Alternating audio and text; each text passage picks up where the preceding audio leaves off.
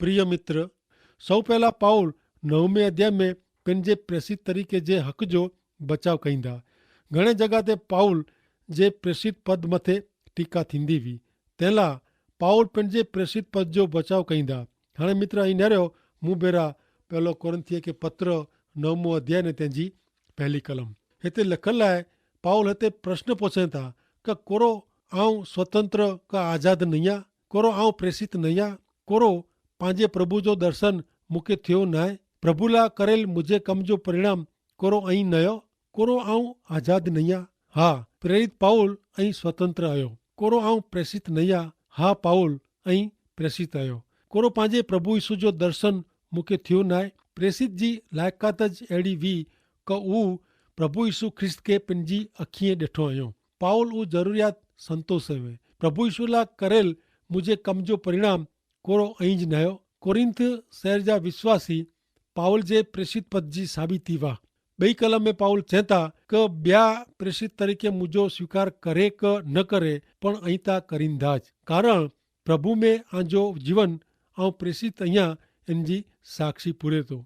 જ્યાં સુધી કોરિન્થ जी समाज मंडली खे लागे वળગે तो ત્યાં સુધી पाउल के पंहिंजे प्रेसित पद जो बचाव करे जो न हो। कोरिन्थी लोक के त ख़बर ज हुई कि पाउल प्रभु यीशु जो प्रेसित हो। प्रेसित पाउल अॻियां 3 ने 4 कलम में चए था कि लोग मुंहिंजी टीका कईं तॾहिं आऊं मुंहिंजो हिन प्रमाणे बचाव कयां थो। कोरो मुंहिंजे कम जे कारण मूंखे खाधे पीते जो हक़ न आहे। प्रेसित पाउल पंहिंजे प्रेसित पद जो बचाव करेला इन जी टीका करींदड़ खे सवाल करे थो कि कोरो इन जे कम जे कारण इनखे खाधे पीते जो हक़ न आहे। प्रभु यीशु ख्रिस्त जे प्रेसित तरीक़े पाउल खे खाधे पीते जो हक़ वोज। प्रेसित तरीक़े इनखे अहिड़ी छूट वीज जेकी केतिरा लोग इन जी ही छूट जी टीका पण कईंदा हुआ। पाउल हिम्मत से जणावे 8वें अध्याय जी 13वीं कलम में कि इनसे जो मुंहिंजो खुराक मुंहिंजे भाउ वटां पाप कराए कि मुंहिंजे भाउ जो नाश थिए तंहिं लाइ आऊं कॾहिं पण मांस खाईंदो न।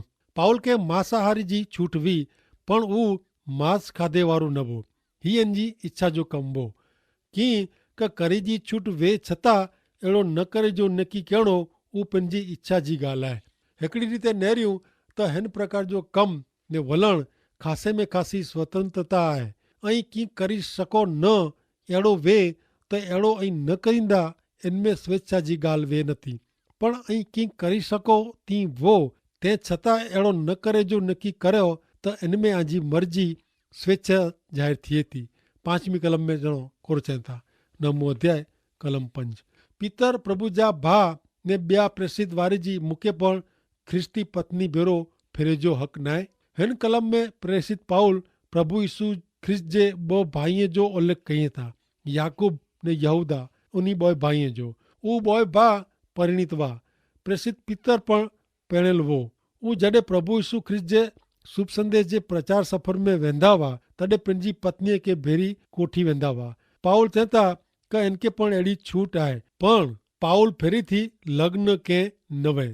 कारण हू मञंदो हो कि लग्न करे से इन जे सेवा कम में इन जी असर थींदी एतिरे कि इन जो सेवा कम मर्यादित थी वेंदो ने अॾचण अचींदी। प्रभु यीशु ख्रिस्त जी सेवा में सेवा कम लाइ अलॻि अलॻि जॻह ते वञण जो थिए तॾहिं सेवक पंहिंजी पत्नी खे पिंड बेरी रखे त लोग अहिड़ो वीचारीनि था कि हीउ सेवक पंहिंजी पत्नी वग़ैरह कोलाए किथे वञी सघे नथो। जो सेवक पंहिंजी पत्नी खे बेरी न रखे त लोग वीचारे कि ज़रूरु कीअं थियो आहे। सेवक लाइ घणे बार मुश्किल उभी थिए थी। हाणे नेरियूं त कोरो आंजी पत्नी आंजी सेवा कम में मदद कईं था। पाउल खे पण इन बाबत जो सामनो करणो पियो। पाउल चए कि पिंड बेरी पंहिंजी पत्नी खे रखे जो हक़ आहे।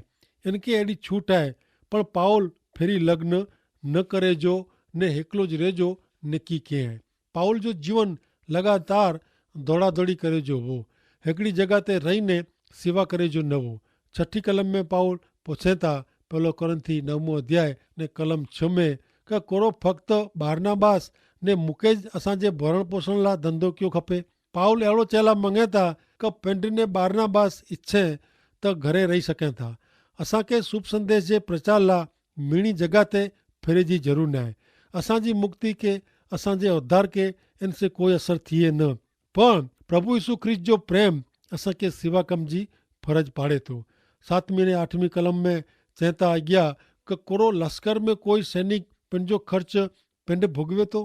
कोरो कोई खेडूत पंहिंजी द्राक्षवाड़ी में जा द्राक्ष नहीं खाई सके। भरवाड़ पंहिंजे घेटे बकरे जो दूध नहीं पीए। ही त रोज़ जे जीवन जी ॻाल्हि आहे ने नियम शास्त्र में पण हीअ ॻाल्हि ॼाण में आई आहे। मूसा जे नियम शास्त्र में पाण वाचियूं था त बड़द अनाज छुटो पाड़े जो कमु कंदो हो, तॾहिं इन जे मुंहं ते झारी ॿधणी न। उन ॾींहं में बड़द जो उपयोग अनाज छुटो करे में थींदो हो। ईश्वर नियम ॾिनो हो कि बड़द जॾहिं अनाज छुटो पाड़ींदो वे तॾहिं इन जे मुंहं ते झारी ॿधणी न। कारण बड़द मजूरी कंदो हो, कमु कंदो हो ने कमु टाणे इनके अनाज खाधे जी छूट हुअणी खपे। ईश्वर बड़द जी हिन प्रमाणे संभाल रखियो। ईश्वर अहिड़ो नियम बनायो। हाणे हिन नियम जो प्रभु यीशु ख्रिस्त जे सेवक खे अहिड़ो लागू करण करे में आयो आहे कि सेवक जॾहिं प्रभु यीशु जो सेवा कमु करींदो वे उन टाणे इन जे मुंहं ते जारी ॿधे जी न आहे। सेवक खे इन जे सेवा कमु टाणे महिनताणो मिलियो खपे। इन जो भरण पोषण थियो खपे। इन जो गुज़रान लोक खे हलायो खपे। हिन कलम में ईश्वर जे ठहिरावियल नियम खे प्रभु यीशु जे सेवक जे हक़ में लागू पाड़े में आयो आहे। ईश्वर मात्र बड़द जी संभाल नथा रखें, ईश्वर प्रभु यीशु जे सेवक जी पण संभाल रखें था। पाउल अहिड़ो चेला मंगे थो कि जॾहिं हू लोक खे ईश्वर जे वचन रूपी आत्मिक खुराक से द्रोह कराए थो तॾहिं इनके लोक वटां पंहिंजो भौतिक खुराक मिलवे जो हक़ आहे। झूने समय में प्रभु यीशु जे शुभ संदेश जे प्रचार लाइ कमला गामे गाम हिकिड़े घोड़े ते फिरंदल प्रभु यीशु जे हिकिड़े नबरे सेवक खे पुछे में आयो कि आंजो घोड़ो एतिरो मातारो आहे त ऐं को अहिड़ा नबरा आयो। तॾहिं प्रभु जे सेवक जवाबु ॾिने कि मुंहिंजे घोड़े खे आऊं खाधे जो ॾियां थो जॾहिं मुंहिंजो खुराक ऐं पूरो पाड़ियो था। पाउल जे चए जो भावार्थ हिन निडर दृष्टांत मार्फते बरोबर सम्झाइजे थो। 10वीं ने 11वीं कलम में पाउल अॻियां चवनि था कि कुरो ईश्वर बड़द जी चिंता रखीने ही चवनि था कुरो ईश्वर पंहिंजी चिंता रखीने ही ॻाल्हि नथा कयूं। हक़ीक़त में त ही पाला लेखे में आयो आहे। कारण जेको पाक उगे वारो आहे इन में जा पिन खे भाग मिलंदो अहिड़ी आशा से खेड़ींदल ने कपींदल के कमु कयो खपे।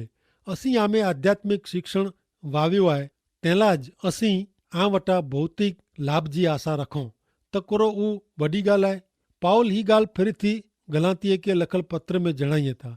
जो प्रभु यीशु ख्रिस्त जे सेवक लोक खे आध्यात्मिक आशीष ॾिनो हुयो त लोक खे प्रभु यीशु जे सेवक साथे पंहिंजा भौतिक आशीष भौतिक संपत्ति वेचा खपे। आके जानू आशीर्वाद मिलंदा वे उन जगह के आके आर्थिक टेको ॾियणो खपे। धारियो कि ऐं हिकिड़ी होटल में भोजन जमेला विया ने आंजे खाधे पोइ ऐं ॿाहिरां निकिरी ने वाट में आवल ॿई होटल में आंजो बिल चुकायो था। सची ॻाल्हि आहे न। ऐं जंहिं होटल में जमिया हुते जई बिल चुको नथा करो। ईअं घणे लोग पंहिंजे आध्यात्मिक खुराक जी बाबति में अहिड़ो कयूं था। उहो हिकिड़ी जॻह ते उन जा आत्मिक आशीष मिलवे था पण उहो दान धर्म कोई ॿई जॻह ते ज कयूं था।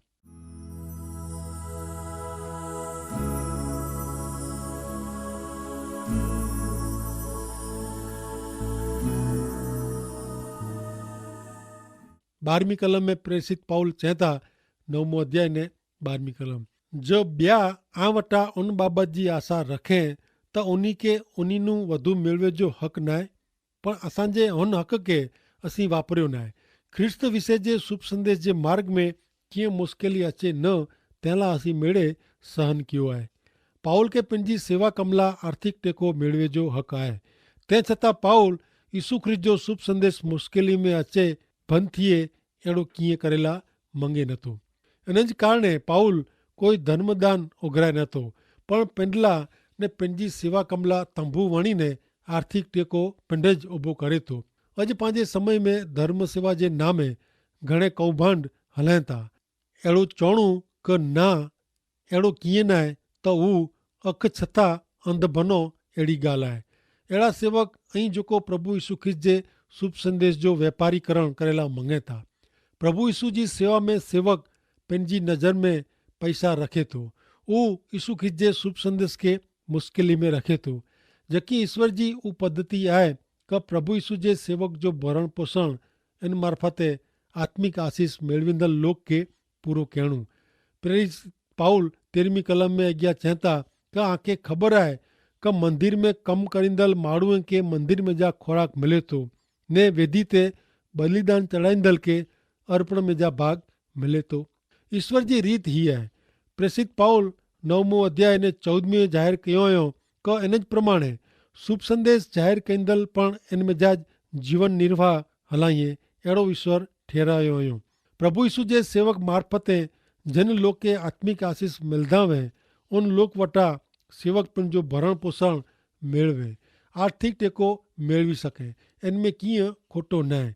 मुंहिंजो उहो अनुभव आहे कि लोग के जेॾानू आत्मिक आशीष मिलनि था उहो धर्म सेवा के वॾे भागे उहो आर्थिक टेको ॾिए था। 15वीं कलम में चौखट कईं था कि 1 कोरिन्थी 9 अध्याय ने 15वीं कलम में कि आऊं अहिड़े कोई हक़ जो उपयोग कयो न आहे अथवा पिंडला अहिड़े हक़ ला उपयोग करेला आऊं ही लिखां नथो। ऐं न्यारो मित्र पाउल इन जी सेवा कम ला कोई वेतन मेळवींदो न हो। पाउल अहिड़ो चई सके तीं वो कि करिंथ शहर जे लोग जो समाज मंडल इन जो गुजरान हलाईंदो न हो। पाउल उन वटां कीअं मेळवींदो न हो। पाउल तंबू बनाईने विकिंदो हो। इन जी आवक में जा पंहिंजो भरण पोषण कंदो हो। 16वीं कलम में वो अॻियां चवनि था कि मुंहिंजे सचे अभिमान के कोई खाली शब्द में फेराए विझे इन करता त आऊं मरे जो पसंदि कंदो। आऊं शुभ संदेश प्रगट कयां थो तंहिं कि मूंखे वट खण जहिड़ो हक़ मिले नथो, कारण शुभ संदेश जाहिर करेला मूंखे हुकम मिलियो आहे। आऊं पाउल जो प्रेम लागणी समझी सघां थो। प्रामाणिकता से चाह त मूं ते पण ताक़ीद जो दबाण आऊं अनुभवियां थो। ईश्वर जो वचन प्रगट करे जो बंदि करे जी हिम्मत आऊं करी न सघां। एतिरे का आऊं अहिड़ो कयां त मुंहिंजी मुक्ति मुंहिंजो उद्धार छिनी गिने में अचींदो न, पर मुंहिंजे आंतरिक मनुष्यत्व में आऊं दबाण अनुभवां थो। तंहिंसे ने ईश्वर जा वचन सिखाइजो ने इन जो उपदेश ॾिने जो मुंहिंजे जीवन जो लक्ष्य हेतु आहे। तंहिं लाइ आऊं ईश्वर जा वचन प्रगट करे जो चालू रखां थो। पाउल हिते अॻियां 17 ने 18वीं कलम में चवनि था कि जो आऊं शुभ संदेश प्रगट न कयां त मूंखे अफ़सोस। जो आऊं मुंहिंजो कमु स्वतंत्र इच्छा से कंदो वहां त आऊं पगार जी आसां रखां अहिड़ो बने, पण आऊं त ही कमु हिकिड़ी फ़र्ज़ सम्झी कयां थो, कारण ईश्वर मूंखे ही कमु सौंपियो हुयो। त पोइ मूंखे कोरो बदिलो मिले थो। शुभ संदेश जे कम से मूंखे मिले था उहो हक़ विनाईने कोई पण जात जे पगार वग़ैरह शुभ संदेश प्रगट करणु उहो ज मुंहिंजो बदिलो आहे। पाउल प्रभु यीशु ख्रिस्त जे शुभ संदेश जो प्रचार कार्य स्वार्थी हेतु ला कंदा न हुआ, जेकी ईश्वर इन जो बदिलो ॾियण जो वरदान ज़रूरु ॾिनो हुयो। मूंखे ख़ातिरी आहे ने ख़बर आहे कि निस्वार्थ से प्रभु यीशु जी सेवा करींदल सेवक के ईश्वर कॾहिं पण निराश कईं नथा। 19 ने 20वीं कलम में पाउल अॻियां जणाइनि था कि 1 कोरिन्थियों के पत्र 9 अध्याय ने 19 ने 20वीं कलम आऊं स्वतंत्र आहियां, कंहिंजो गुलाम नहीं आहियां, छतां शक्य वे एतिरे के जीतेला आऊं मिणी जो गुलाम बना थो। यहूदी लोग भेरो कमु कंदे आऊं यहूदी वारे जी रहां थो जेथी आऊं उन्ही के ख्रिस्त माटे जीती सघां। पाउल पिंड के मिणी जो गुलाम बनाए इन के अहिड़ी छूट हुई, स्वतंत्रता हुई। इन लाइ इन जी मूल इच्छा उहा हुई कि पाप जे कारण नाश में वेंदल लोग, दुष्कर्म जे बंधन में जा फसायला लोग प्रभु यीशु ख्रिस्त जो शुभ संदेश सुणीने प्रभु यीशु जे शरणे अचे ने उद्धार मुक्ति मेळवे ओगरी वञे ने पाउल जे हृदय जो उहो बोझ वो लागणी हुई आंजे कुटुंबी जन ला, आंजे मित्र ला, आंजे संपर्क में अचनि था उन्ही ला आंजे हृदय में मित्र कहिड़ी लागणी आहे, कहिड़ो बोझ आहे। ईश्वर पिता आंखे आशीष ॾियो। आमीन।